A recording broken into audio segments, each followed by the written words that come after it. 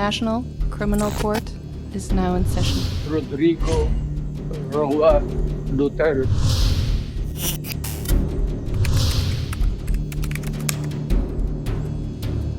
Ibinasura ng International Criminal Court Appeals Chamber ang apela ng kampo ni dating Pangulong Rodrigo Duterte na kumwestiyon sa jurisdiction ng ICC sa kanyang kasong crimes against humanity. Pinandigan ng Appeals Chamber ang naunang desisyon ng Pre-Trial Chamber 1 na may jurisdiction ng ICC sa kaso ni Duterte dahil ang mga umano'y krimen nangyari noong panahong kasapi pa ang Pilipinas sa Rome Statute.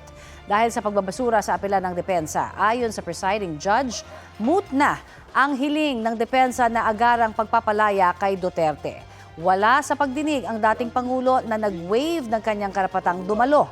Bago ang pagdinig kahapon, nakausap ng media ang anak ng dating Pangulo na si Kitty Duterte. Ang mensahe raw ng ama sa mga nangungumusta sa kanya, Shy Invictus, o salitang Latin na ang ibig sabihin ay hindi matitinag o hindi magpapatalo.